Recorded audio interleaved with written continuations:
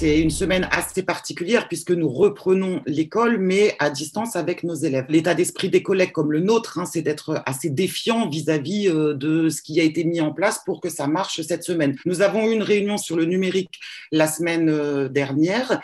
Nous ne sommes pas complètement rassurés puisque même s'ils nous ont dit avoir augmenté le capacitaire du numérique, en réalité, ils ont donné des consignes précises aux collègues pour que, par exemple, nous prenions d'autres chemins informatiques pour certaines plateformes qui sont dans les environnements numériques de travail, pour que, par exemple, on ne soit pas nombreux à être connectés entre 8h et 8h30. Donc, persiste un problème majeur, c'est que c'est encore aux pédagogiques, c'est aux enseignants de s'adapter à la technique et non l'inverse. Or, pour nous, le numérique doit être un outil au service du pédagogique et non l'inverse.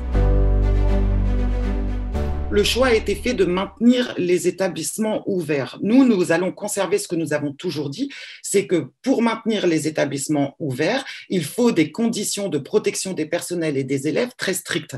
Donc, il faut être extrêmement vigilant à partir de la semaine prochaine jusqu'au début juillet, la fin des cours. Nous pouvons acter quand même 3 points positifs que nous demandions déjà depuis le mois de novembre de mémoire. C'est d'abord le fait qu'à partir d'un cas avéré de Covid, la classe soit fermée. Donc ça, c'est un point positif. Par contre, il va falloir être très vigilant dans les établissements à ce qu'il y ait une transparence complète sur les cas d'élèves positifs. Parce que jusque-là, on a eu une certaine omerta et certains chefs d'établissement ont caché au personnel le fait que des élèves étaient malades. Donc là, il faut être très, très exigeant de ce point de vue-là. Ensuite, nous avons obtenu aussi quelque chose d'important, c'est que la demi-jauge ait lieu. Il y a un cadrage national dans tous les lycées professionnels sur tout le territoire. Donc ça, c'est plutôt positif.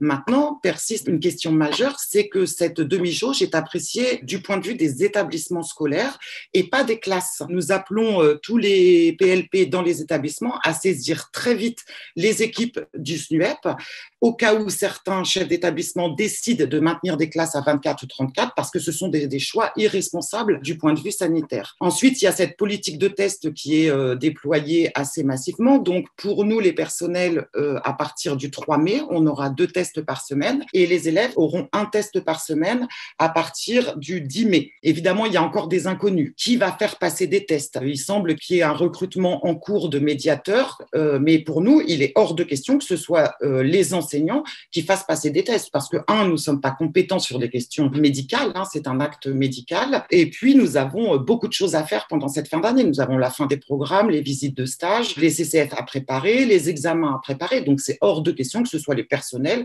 qui fassent passer ces tests. Et puis surtout, il y a un gros angle mort, c'est que nous avons des élèves qui vont partir en stage tout le mois de juin et certains même à partir de mi-mai, puisqu'il y a eu des reports de stage du fait de l'impossibilité de les faire en amont. Quid de ces élèves?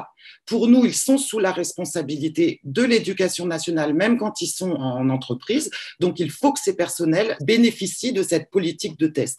Et puis, évidemment, toujours ce problème de vaccination. Le ministère n'a pas pris le temps des 4 semaines hors établissement scolaire pour vacciner l'ensemble des PLP, puisqu'aujourd'hui, seuls les plus de 55 ans peuvent bénéficier, et encore avec des modalités très chaotiques, du vaccin. Donc, nous allons continuer à porter cette exigence forte de vaccination de tous les personnels rapidement.